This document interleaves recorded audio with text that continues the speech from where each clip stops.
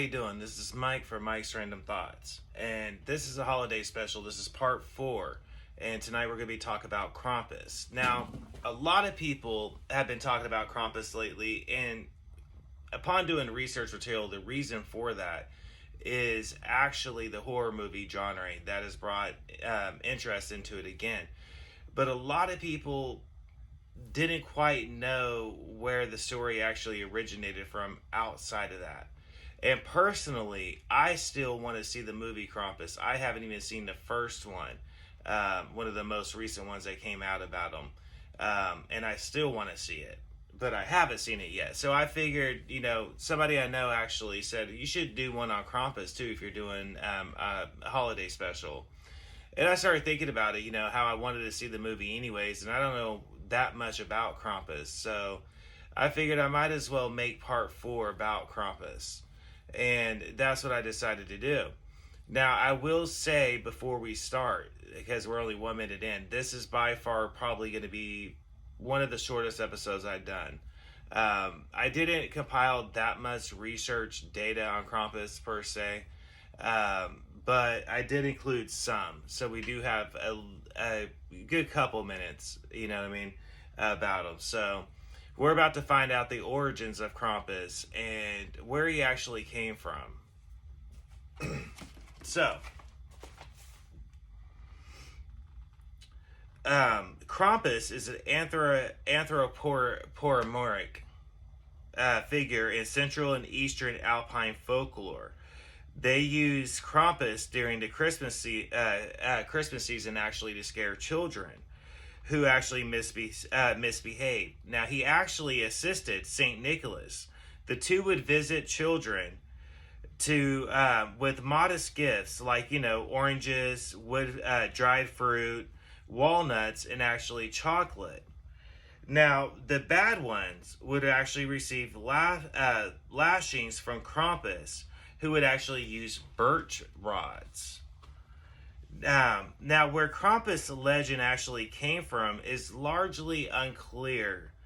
However, some anthropologists have stated that it dates to pre-Christian origin. Now, they do have traditional parades, events such as Krampus or the Krampus Run, which I actually want to see in person, personally. Hold on a second though. Young men often dress as Krampus in an attempt to scare audience with various tactics. And like I was just saying, I actually do want to go to Europe again, and I actually do want to go to this festival. I saw the clip on it. I'm going to try to include it in the bonus features. The parade actually looks pretty interesting to me, even from just an educational standpoint, the way it's done. And the fact that it's been going on for so many years. We're talking centuries, and it's the same thing. But let's go a little bit more farther into this real quick. So, there's an annual event in almost all Alpine towns. Krampus is actually featured on postcards just like Santa Claus is, and they're called Krampuskraft. Now, in the 1980s, it was a good time period for Krampus. Around 84, he began being featured in horror films. This resulted in Krampus becoming popular in American pop culture, and it resulted in growing globally. So again, the history of Krampus is said to stretch back to pre-Christian Alpine traditions. The Krampus figure has actually been persisted by the 17th century. Krampus was incorporated into Christian winter celebrations by pairing Krampus with Saint Nicholas. So, after the 1932 election in Austria, Krampus tradition was outlawed by the Dolphus regime. This had, This was done under the clerical fascist Fatherland Front as well as the Christian Socialist Party. And back in the 1950s, the government actually issued out pamphlets titled Krampus is an Evil Man, Around the end of the century, Krampus celebrations began again, and they continue on today, like I was just stating. In Bavaria, Krampus tradition began growing again, and local artists would make carved Krampus masks by hand out of wood. By 2019, there was a large report of by 2019, there was a large report of drunken and disorderly conduct done by people masked in Krampus masks in some Austrian towns. So Krampus actually formally appears in many variations. Almost all are similar in physical characteristic traits. He usually is brown or black and has cloven hooves as well as horns like a goat, and they vary in sizes. I'm talking some of them were way out there. Now, he has a long pointed tongue that hangs out, as well as fangs. He carries chains which is thought to symbolize the binding of the devil by the Christian church. He thrashes the chains for dramatic effect. Sometimes there are bells of different various sizes actually attached to the chains. One of the pagan origins are that of the rolled up bundles of birch branches the Krampus carries. He has occasionally swatched children. The ruin may have significant pre-Christian pagan initiation rites. The birch branches were actually replaced with the whip in images. Sometimes Krampus will appear with a sack, and the sack is a basket strapped on his back, which is actually used to carry off evil children, either for drowning, eating, or actually transporting directly to hell. So the feast of Saint Nicholas is actually celebrated in parts of Europe around December 6th.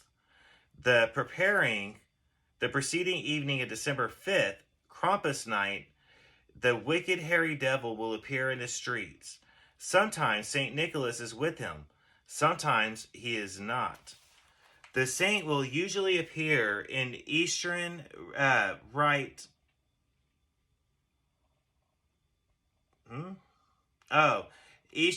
vestments of a bishop. Sorry about that. And normally carries a golden ceremonial staff. So unlike the United States versions of Santa Claus, these celebrations, St. Nicholas, actually coincide only with good children. Krampus is responsible for the bad children. Nicholas will hand out gifts, while Krampus will go around and hand out coal and root bundles. There is a seasonal play that is held throughout the Alpine regions. It is known as the Nicholas Play. It is held throughout the St. Nicholas rewards children for scholarly efforts rather than good behavior. I found that intriguing, by the way. So that theme actually grew in the Alpine regions where the Roman Catholic Church had major influence and major roles. So in the Alpine regions, people would actually wear costumes like fig. Fig are which are two-legged humanoid goat with giraffe-like necks, wearing animal furs. People with costumes were made popular in parades, and this was earlier forms of Krampus runs. Now, it was looked at with superstition by the Catholic Church and was actually banned by some civil authorities as a result, due to the rugged area. Due to the rugged area of the Alpines, it wasn't really that enforced though, because they couldn't get there, and they knew that if they did, it would utterly be pointless if they did anyways. So what was the point of enforcing something if they couldn't get to it? Was the point? So it is customary to offer a Krampus shop, which is a strong distilled fruit-bodied alcohol. That these runs would include Perchen, similar with pagan spirits of Germanic folklore. Sometimes takes on the female form, although Perchen are associated with the period between winter solstice and January 6th. So Europeans have been given greeting cards featuring Krampus since the 19th century, though. Sometimes they say greetings from Krampus, and they usually have humorous rhymes and poems attached to them. Krampus is usually looming over children in these images. He is also shown having one human foot and one cloven hoof. Some of these cards can actually have Krampus with sexual overtones attached to it. He is pictured with half-dressed women often. He is also featured on candy containers in these areas. Now I'm going to include a lot of numerous different bonus features on Krampus due to the lack of research material in it. I don't like to have lack of research material in it. I was kind of stressed for time on it. But I did want to include some of Krampus in it, which is what I intended to do, was just expose the origins of Krampus, which is exactly what that is. The origins of Krampus actually, like I said, dates back to the Alpine regions as well as Germanic folklore. Interestingly enough, when the Germans were banning certain Christian aspects, they would actually encourage Krampus, if memory serves it right. The SS actually liked Krampus back in the day. So it's interesting to me that he's actually been re-emerged, so to speak.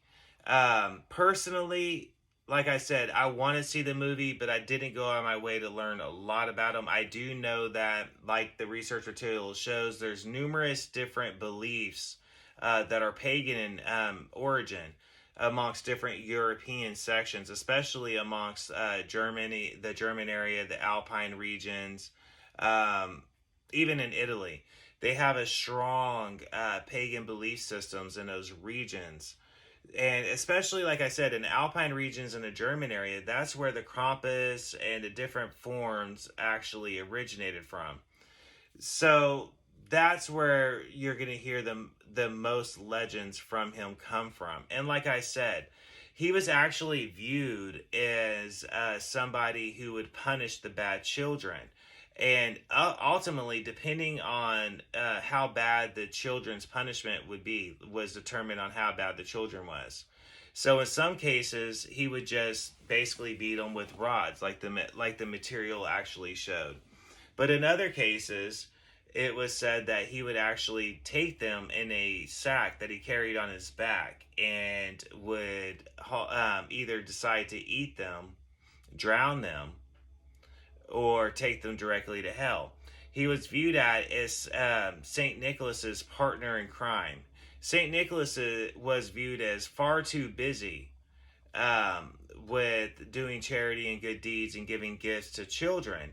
So he needed some help. And by help, he got Krampus to punish the bad ones, so he didn't, have to deal with that. And that's another form of early superstition of parents scaring children, especially in these regions that are so remote as what they were, even more so back then than what they are now. And they're pretty remote still, from what I understand. So I actually know somebody from Germany, and she would tell me that's exactly what would happen. The parents would scare them when they were little with tales of Krampus. Similar to what we do in America now with Santa Claus. We're prone to tell our children, you better be good, you better watch out. Santa Claus is watching. He's making a list. He's checking it twice, right? Well, it's the same philosophy for them in that area of the globe.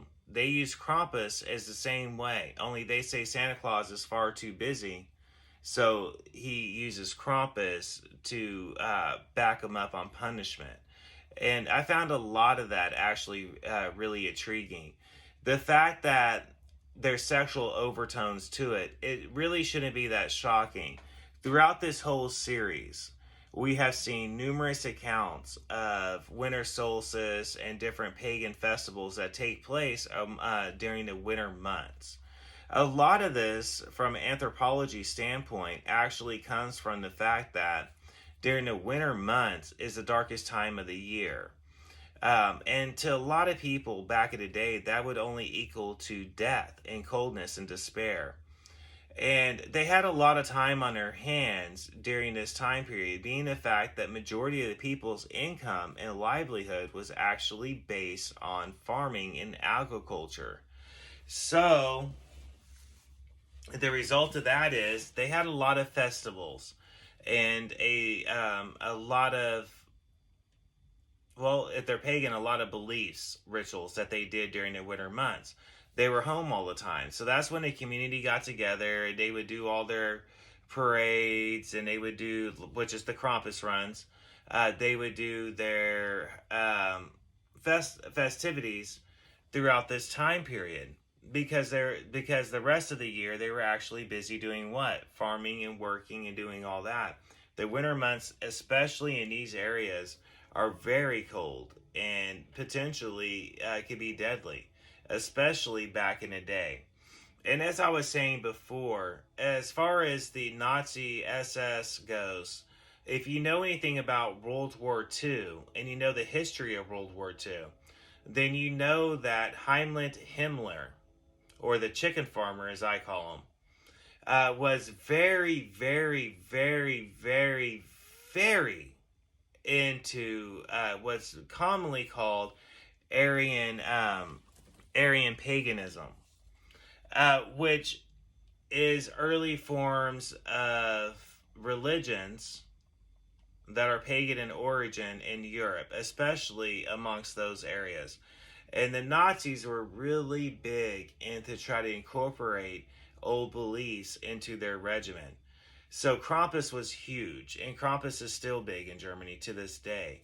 And like I said, if you know anything about demonology, then the fact that there's sexual overtones to Krampus being on postcards and being on candy cans, that they said they put an emphasis on candy cans that is being sold in towns with sexual overtones to it. Well, again, as we stated in the previous episodes of this series, often with these pagan rituals during winter solstice, there was a lot of sexual activity going on. There was a lot of drunkenness going on, and a lot of brawling and fighting going on. In fact, most anthropologists would say, if you went back in time and would see Christmas time period, back in the time period when all these, I call them the baby stages, were taking place, it would have looked far different than what it does now. You would see a lot of people drunk in public, a lot of people brawling. You would see people having sex in public. It was a very, very different type of environment than what it is now. So none of the information that we've seen in the research material about Krampus should be that surprising whatsoever. And I didn't find any of it surprising whatsoever because of the fact that I understand the time period that a lot of the research material was being done or compiled originally in when the scientists and anthropologists were studying it. And I also understand the origins of a lot of these pagan belief systems. And so I wasn't surprised at all by the Legends of Krampus. I just find it interesting that due to Hollywood, in America, again, just like with Santa Claus, is up front with our pop culture, movies, and music with making Krampus popular again globally. See, a lot of people said that unless you were in the Alpine regions or in those regions of Europe, Krampus really wasn't that popular. Not many people was really talking about him. But around the 1980s in America, you had a lot of movies being made about Krampus. And because so many people, as we stated on this show before, when I have friends of mine from different countries pop up, they'll often say that the other people, they really do look at American pop culture with what's trending and what to do. So that's the reason why Krampus actually grew in popularity again, is due to American pop culture. So my apologies that there wasn't a lot of research material in. This is only 20 minutes in, but like I said at the beginning, this is going to be one of the shorter episodes. I am going to include a couple more bonus features to this series special. So these bonus features are going to include the extra research material into it. So you guys got more bonus features to look to forward to on Krampus, as well as Santa Claus and a couple of the other subjects. So what you didn't hear from me, hopefully you'll find your answers in a bonus features I'm going to start working on here very soon. And I'm going to leave it at that. So everybody, happy holidays, happy Hanukkah, and Merry Christmas, depending on whatever faith you are. And everybody, peace, love, and good vibes. And I hope you guys got the basic meaning of the holiday season from this special. That was the whole point of this. I compiled the 4 subjects that I see brought up most, and people I know being talking about Christmas and the origins of it, and the holiday season, different origins of it. So I compiled 4 what I consider the best subjects of the holiday season. So I hope you guys learned something from it. I hope you guys grew from it. And I hope we have a better understanding of not just our own faith, but as well as other people's faith and the origins of different traditions, and the reason why we do things the way we do, as well as other people do things the way that they do. There's always a reason. We got to be mindful of that. But again, this has been Mike for Mike's Random Thoughts. Peace, love, and good vibes. Everybody have a great day. And again, happy holidays and Merry Christmas. Everybody stay tuned. The bonus features will be coming soon. Mike out.